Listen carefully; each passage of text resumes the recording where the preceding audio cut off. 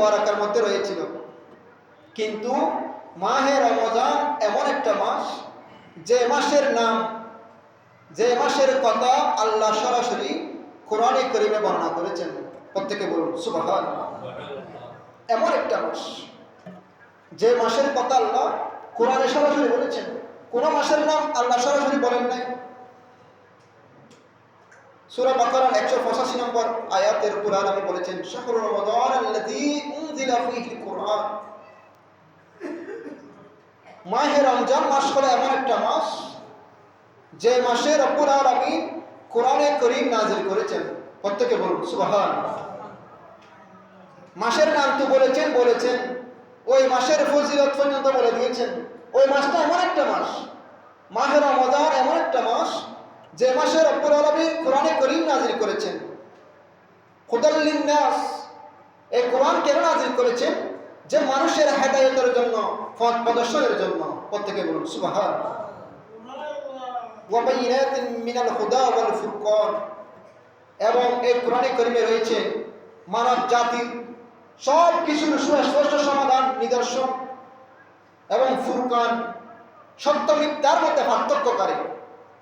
এই কোরআনে কারীমে কোনটা সত্য কোনটা মিথ্যা, কোন ধর্ম সত্য কোন ধর্ম মিথ্যা, এইগুলো সব কিছুর বর্ণনা আল্লাহ এই কোরআনে কারীমে মানব জাতির হেদায়েতের জন্য এই মাহে রমজানুল মুবারকে এই কোরআনে কারীম আল্লাহ নাযিল করেছেন। প্রত্যেকে বলুন সুবহানাল্লাহ।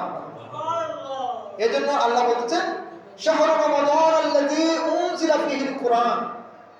মাহে রমজান হলো এমন একটা মাস, যে মাসে রব্বুল আলামিন কোরআনে কারীম নাযিল করেছেন। প্রত্যেকে বলুন সুবহানাল্লাহ। তো রব্বুল আলামিন 12 মাসের মধ্যে অন্য কোন মাসকে রব্বুল আলামিন চয়েস করেন নাই, পছন্দ করেন নাই।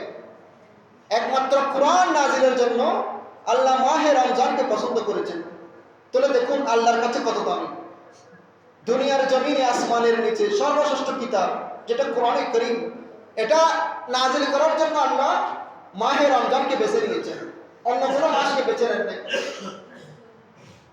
শুধু এগুলো নয়, যত আসমানি কিতাব আল্লাহ নাযিল করেছেন, 114টা সহিফা সহ, বড় বড় সারখানা কিতাব সহ 100 সারখানা কিতাব যেগুলো আল্লাহ নাযিল করেছেন, সহিফা সহ একটা, এই 100 সারখানা কিতাব সবগুলো আল্লাহ পাক রব্বুল আলামিন দেখা যাচ্ছে এই রমজানুল মুবারকে নাযিল করেছেন। প্রত্যেকে বলুন সুবহানাল্লাহ।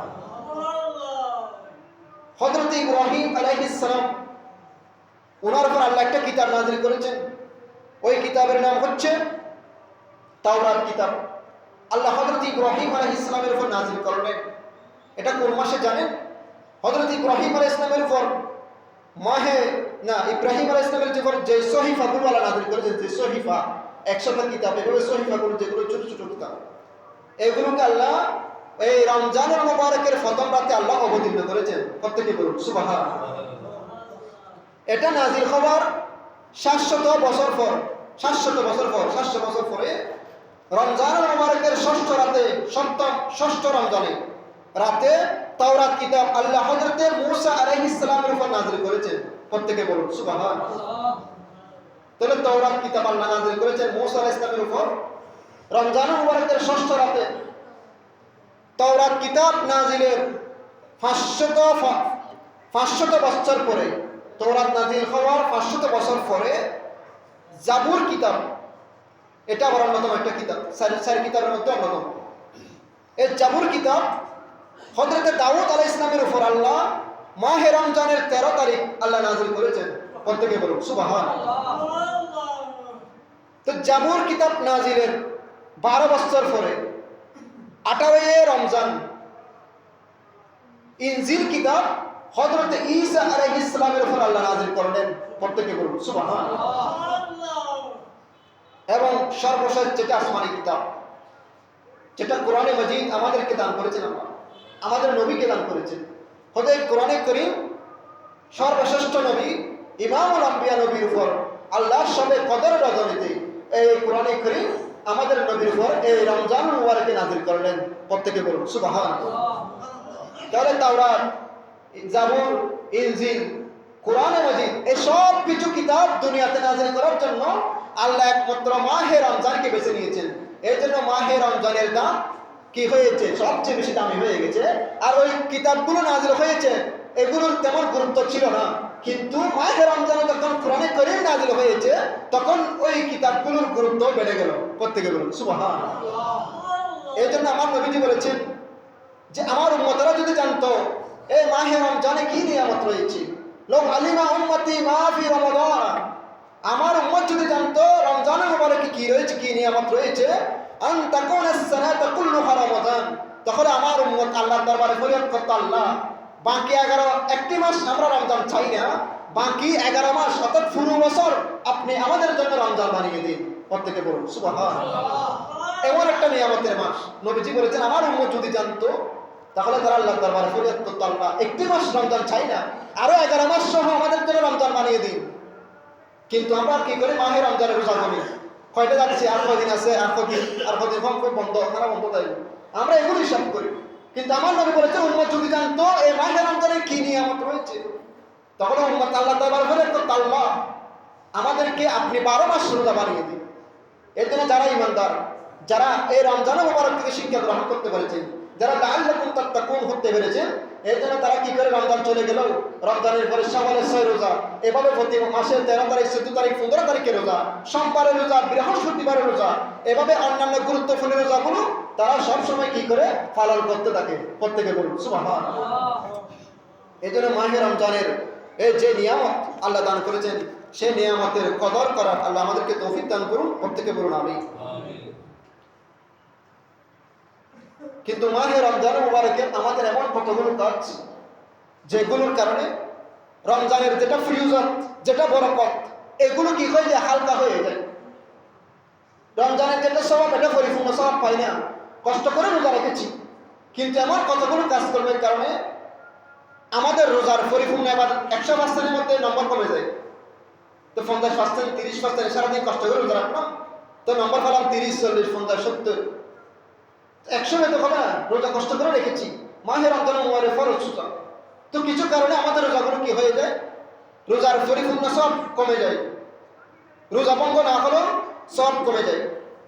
এরকম দেখা যায় আমার নবীজির যুগে দুইজন ব্যক্তি জোহর অথবা আসরের নামাজ পড়ছে, মসজিদে এসে আসরের নামাজ পড়ছে দুজন, জোহর অথবা আসর, কিন্তু তারা দুজন রোজাদার ছিল, রমজান মুবারকের রোজাদার। তো আল্লাহ নবী তাদেরকে নামাজ শেষ করে তাদেরকে ডাকলেন, নবীজি ডেকে তাদেরকে বললেন তোমরা পুনরায় উযু করো এবং নামাজ পড়ো। অথচ তারা নামাজ পড়েছেন। আমার নবী বললেন তোমরা পুনরায় আবার উযু করো, আবার নামাজ পড়ো, আর রোজা রেখে দিবে আজকে, পরে আরেকদিন আরেকটা রোজা কাজা করে দিবে, রোজা ভাঙবে না, রেখে দিবে। তো তারা বললে ইয়া রাসূলুল্লাহ, আমরা তো উযু করেছি, নামাজ পড়েছি, রোজা রেখেছি, আবার কেন উযু করবো, আবার কেন নামাজ পড়বো, আবার রোজা আরেকদিন কেন কাজা করব, আমরা তো রোজা রেখেছি। তখন আমার নবীজি বললেন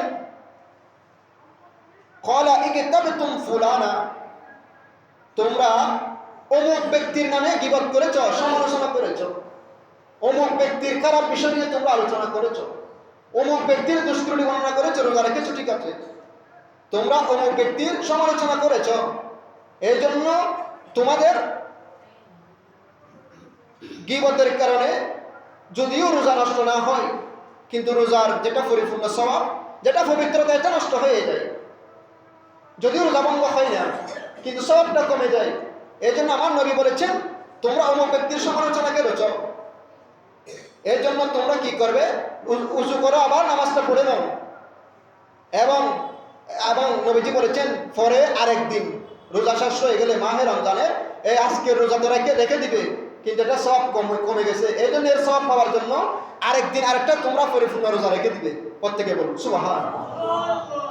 এই জন্য আমরা রোজা মাহে রমজান রোজা রেখেছি, ও হয়তো রাস্তাঘাটে এদিকে সেদিকে বসে অমুকের সমালোচনা, অমুকের নামে এগুলো ওই মুখ করেছে, অথচ রোজা রেখেছি, মুখের রোজা রাখতে হবে আমাকে।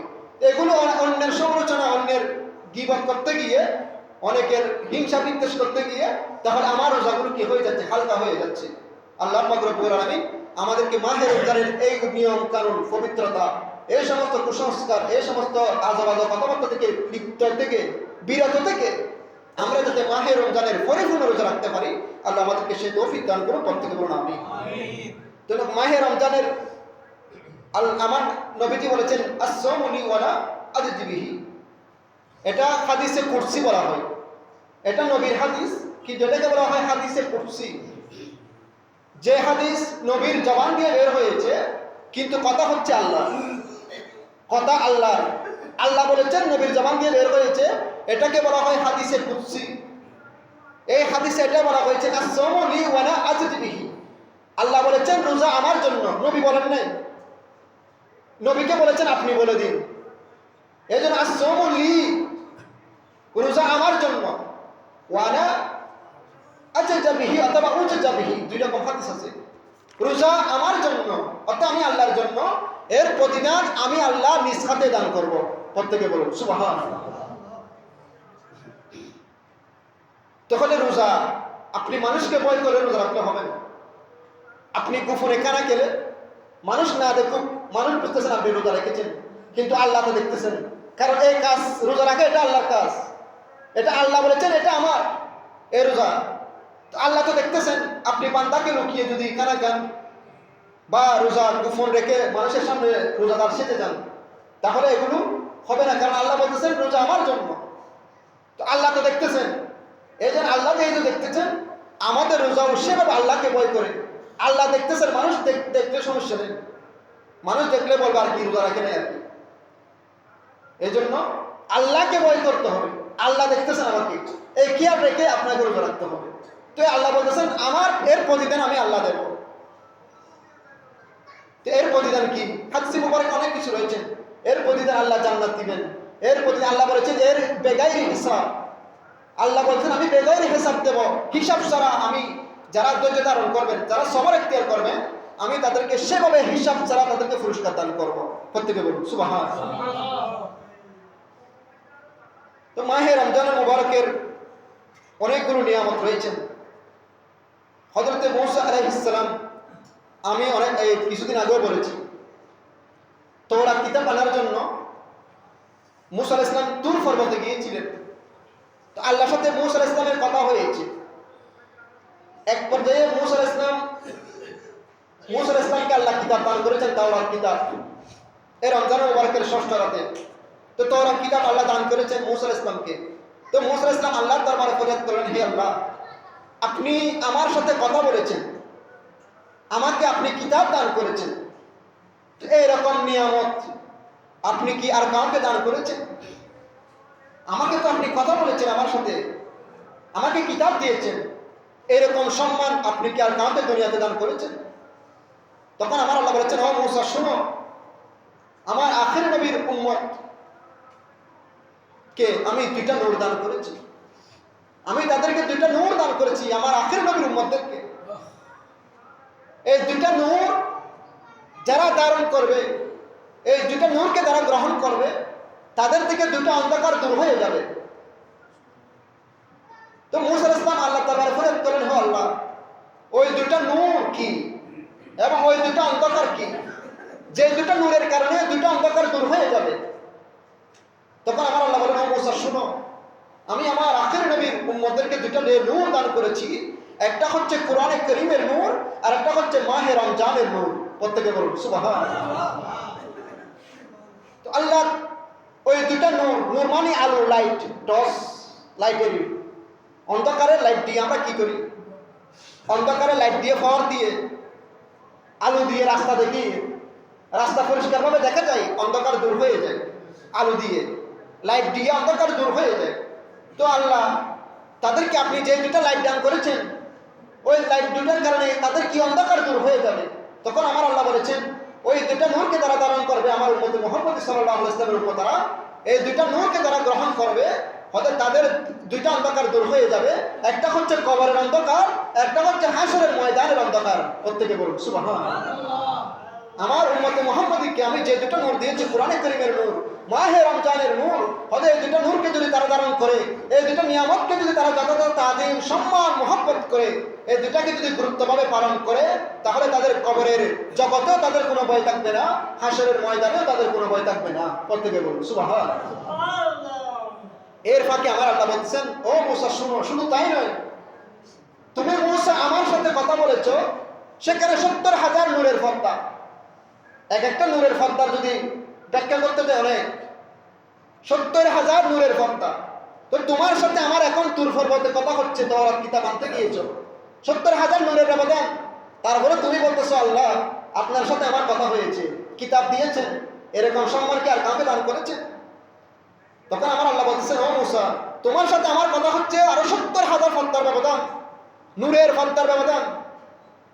কিন্তু শুনো, আমার আখের নবীর উম্মতরা, তারা যখন মাহে রমজানুল মুবারক পেয়ে যাবে, মাহে রমজানুল মুবারকে সারাদিন রোজা রাখবে, ইফতারের পূর্ব মুহূর্তে যখন ইফতারকে সামনে নিয়ে আজানের আগ মুহূর্তে ওই বান্দা খানাবিনার সামনে কিন্তু আমার ডাকের অপেক্ষা রয়েছেন, হয়তো ওই অবস্থায় যদি বান্দা দরুদ শরীফ পড়ে ইস্তেগফার করে আমি আল্লাহর দরবারে খালি হাত দুটি তুলে দেয়, তখন রোজাদারের ওই রোজা অবস্থায় যে হাত তুলে দিয়ে আমি আল্লাহর দরবারে ফরিয়াদ করে, মুসা তোমার সাথে আমার 70,000 নূরের পর্দা, কিন্তু আমি যখন মাহে রমজান মুবারকে আমার উম্মতেরা যখন রোজা রাখবে, আমার নবীর উম্মতেরা যখন রোজা রাখবে, তখন তারা তখন ইফতারের পূর্ব মুহূর্তে যখন হাত তুলে দেবে, তখন আমি আল্লাহ এবং বান্দার মাঝে কোনো পার্থক্য থাকবে না, আমি আল্লাহ সরাসরি ডাইরেক্ট তখন রোজাদারের ওই দোয়া আমি আল্লাহ কবুল করে থাকি। প্রত্যেকে বলুন সুবহানাল্লাহ। তোমার সাথে তো পর্দা রয়েছে, কিন্তু উম্মতে মুহাম্মদের জন্য পর্দা থাকবে না। ইফতারের পূর্ব মুহূর্তে আমি আল্লাহ ডাইরেক্ট সরাসরি তোমার আমার উম্মতের রোজাদারের ওই ফরিয়াদ আমি তখন কবুল করব। প্রত্যেকে বলুন সুবহানাল্লাহ। এটাই আমার নবী হাদিসে বলেছেন, লিস-সায়িমি ফারহাতানে, রোজাদারের জন্য দুটো আনন্দ রয়েছে, রোজাদারের জন্য দুটো ঈদ রয়েছে। দেখুন অনেকে ঈদ খুঁজে পাই না, বছরে দুইটা ঈদ, আরে জুমার দিন তো ষষ্ঠ ঈদ, অনেকবার বলেছি। এখন আমার নবী হাদিসে পাকে বলতেন লিস-সায়িমি ফারহাতানে, রোজাদারের জন্য দুটো খুশি হয়েছে, দুটো ঈদ রয়েছে। তো আমার নবীজি কি বলেছেন, ফারহাতুন ইনদা ফিতরিহি, রোজাদারের জন্য একটা ঈদ হচ্ছে ইফতারের সময়, কারণ ইফতারের সময় আল্লাহ এবং বান্দার মাঝে কোনো ফারাক থাকে না। প্রত্যেকে বলুন সুবহানাল্লাহ। হয়তো যারা সঠিকভাবে রোজা রেখেছেন তখন তারা আল্লাহকে দেখে দেখে তারা মুনাজাত করে আল্লাহ দরবারে ফরিয়াদ করে ইফতারের সময়ে। এর জন্য বলেছেন রোজাদারের জন্য ইফতারের সময়ে এটা হচ্ছে ঈদের দিন। প্রত্যেকে বলুন সুবহানাল্লাহ। ওয়া ফারহাতুন ইনদা লিকাই রাব্বিহি, আর একটা ঈদ হচ্ছে কখন জানেন, রোজাদার বান্দারা যখন কিয়ামতের ময়দানে আল্লাহর দরবারে উপস্থিত হবে, তখন আল্লাহ বলেছেন আস-সাওমু লি ওয়া আনা আজজি বিহি, রোজা আমার জন্য, এর প্রতিদান আমি আল্লাহ। তখন তো প্রতিদান কি দিবেন, ওয়া ফারহাতুন ইনদা লিকাই রাব্বিহি, আমার নবীজি বলেছেন রোজাদারকে কাল কিয়ামতের ময়দানে আমার আল্লাহ তাদেরকে সাক্ষাৎ দিবেন, দেখা দিবেন। প্রত্যেকে বলুন সুবহানাল্লাহ। তো রোজাদার যখন আল্লাহকে দেখবে, তো রোজাদারের জন্য এর চেয়ে বড় ঈদ আর কোনো কিছু নয়। রোজাদার তখন আর বলবে না আল্লাহ আমাকে জান্নাত দাও, কারণ জান্নাতের মালিক আমার হয়ে গেছে, তখন তিনি আমাকে জানাতে দেন। রোজাদারের মালিক আল্লাহকে যখন দেখবেন, তো মালিক তার জান্নাত দিবে বান্দাকে, দেখে যেহেতু দেখা দিয়ে দিয়েছে। এই জন্য বলেছেন আরেকটা খুশি হচ্ছে রোজাদারের জন্য কিয়ামতের ময়দানে যখন আল্লাহর সাক্ষাৎ পাবে। প্রত্যেকে বলুন সুবহানাল্লাহ। এই জন্য ইফতারের সময়ে আল্লাহর দরবারে হাত তুলে দোয়া করে দিবেন, দোয়া করবেন, আল্লাহ ইফতারের মুহূর্তে দোয়া কবুল করবেন। পর্দা দেখেন বান্দার মাঝে, তখন দোয়া করবেন আল্লাহ পাক রব্বুল আলামিন আমাদেরকে নিয়ামত, মাহে রমজানের এই মুবারকের নিয়ামত আল্লাহ আমাদেরকে গ্রহণ করার তৌফিক দান করুন। প্রত্যেকে বলুন আমিন। এবং আমার নবীজি হাদিসে পাকে আরো বলেছেন যে লিস-সায়িমি ইনদা ফিতরিহি দাওয়াতুন মুস্তাজাবা, রোজাদারের জন্য ইফতারের সময় একটি মকবুল দোয়া রয়েছে। ওই সময় মকবুল মানে কবুল, ওই দোয়া কবুল হয়। এবং আমার নবীজি হাদিসে পাকে আরো বলেছেন যে আহাব্বা ইবাদি ইলাইয়া আজালাহুম ফিতরান, এটা আল্লাহ তাআলা বলেছেন, এটা হাদিসে খুঁজছি, আল্লাহ বলেছেন আমার নিকট ওই সব বান্দারা বেশি প্রিয় যারা তাড়াতাড়ি ইফতার করে। ইহুদি নাসারদের মতো একদম অলসভাবে বসে বসে আস্তে আস্তে খানা খায় না, হয়তো যারা তাড়াতাড়ি ইফতার করে আমি আল্লাহর নিকট তারা সবচেয়ে বেশি প্রিয়। প্রত্যেকে বলুন সুবহানাল্লাহ। এবং অনেকগুলো নিয়ামত রয়েছে মাহে রমজান মুবারকের, ইবাদতের নিয়ামত। আল্লাহ পাক রব্বুল আলামিন আমাদেরকে এই নিয়ামতগুলো হাসিল করার তৌফিক দান করুন। প্রত্যেকে বলুন আমিন। এখন আমি অনেকবার বলেছি, এখনও দেখা যাচ্ছে, আমি অনেক মানুষকে এখন দেখেছি মাহে রমজান মুবারক চলে আসলে চুলের মধ্যে কালো হিজাব ব্যবহার করে সেলুনের দোকানে গিয়ে, যেটা খলক বলা হয়, আমি অনেকবার কোরআন হাদিসের দলিল দিয়ে বলেছি, চুলের মধ্যে কালো হিজাব ব্যবহার করে, এই কালো হিজাব ব্যবহার করা এটা হচ্ছে হারাম। মাকরুহের তাহরিমি বলা হয়েছে, হারামের কাছাকাছি। এগুলো যদি আপনি ব্যবহার করেন আপনার ইবাদত বন্দেগী এগুলো কবুল হবে না। হ্যাঁ, কোনো ডাক্তার যদি, অভিজ্ঞ ডাক্তার যদি আপনাকে পরামর্শ দেয়, আমার সুলতানে সাদা হয়ে গেছে, কোনো মুসলিম অভিজ্ঞ ডাক্তার হতে হবে। যদি বলেন আপনি ওই ওষুধটা ব্যবহার করেন অথবা এই তেল ব্যবহার করেন, এটার কারণে আপনার চুল আগের থেকে আবার কালো হতে থাকবে, সাদা থেকে আস্তে আস্তে কালো হবে, তাহলে আপনি ডাক্তারি পরামর্শে তাহলে তেল বা কলম যেটা বলেন, যেটা দ্বারা আপনার শরীরের ক্ষতি হবে না, কিছুদিন পর আবার যাবে না, আস্তে আস্তে আপনার শরীর চুল কালো হবে, তাহলে এটা যদি মুসলিম অভিজ্ঞ ডাক্তারে বলে তাহলে এটা জায়েজ। এখন আমরা যেটা দোকানে কলম ব্যবহার করি এটা হচ্ছে কিছুদিন সাময়িকের জন্য, এগুলো এখন আল্লাহর সৃষ্টি পরিবর্তন করার আপনাকে কোনো অধিকার দেয় নাই। আমার নবীজি হাদিসে পাকে বলেছেন, যেটা আমরা বলেছি মেহেদি ব্যবহার করা, আপনারা মেহেদি ব্যবহার করবেন, এটা রাসূলের সুন্নাত, মেহেদি ব্যবহার করবেন, কিন্তু কালো হিজাব ব্যবহার করবেন। এগুলো কিয়ামতের ময়দানে হাদিসে পাকে বলেছেন যে আমার রাসূল তাদের চেহারার দিকে তাকাবেন না, কালো হিজাব যারা ব্যবহার করে। হ্যাঁ, এগুলো কাদের জন্য জায়েজ? এগুলো হচ্ছে যুদ্ধের ময়দানে আপনি কাফেরদের মধ্যে বিরুদ্ধে যুদ্ধ করতে গেলেন, এখন সুলতানি সাদা মানুষ একটা নিয়ে গেলেন, তো কাফের মনে মনে বুড়ো মানুষগুলো এসি তারা শক্তিশালী মনে করত, এই জন্য যুদ্ধে যারা যাবেন তাদের চুল দাড়ি যদি সাদা হয়ে যায় তখন তাদেরকে কালো করার জন্য, তাদের যুবক মনে হয় দেখে কাফেররা, সেই জন্য যুদ্ধের ময়দানে কালো হিজাব এগুলো ব্যবহার করা যায়। এখন তো যুদ্ধ নেই, এখন আপনি কলম ব্যবহার করবেন, আপনার ইবাদত বন্দেগী এগুলো নষ্ট হয়ে যাচ্ছে। এই জন্য আপনারা যদি পারেন মেহেদি ব্যবহার করবেন অথবা ডাক্তারি পরামর্শ নেবেন, আমি এমন একটা তেল ব্যবহার করব যে তেলের কারণে আপনার চুলের স্বাভাবিক যেটা কালো এটা ফিরে আসবে, এরকম যদি কোনো চিকিৎসা ডাক্তারে দেয় তাহলে এটা ব্যবহার করা যায়। কিন্তু কৃষিদের জন্য কালো হিজাব ব্যবহার করা এটা জায়েজ না, এটা কি লাগবে? অনেকে আমরা দেখতেছি এখন ঈদের জন্য অনেকে কালো হিজাব ব্যবহার করতেছেন, এই জন্য এগুলোর কারণে তার ইবাদতগুলো নষ্ট হয়ে যাচ্ছে। আল্লাহ পাক রব্বুল আলামিন আমাদেরকে এগুলো বুঝে আল্লাহ চলার তৌফিক দান করুন, প্রত্যেকে বলুন আমিন। এখন যারা সুন্নত আদায় করেন নাই, সুন্নত আদায় করেন, ওয়াখির জাওয়ানা আলহামদুলিল্লাহি রাব্বিল আলামিন।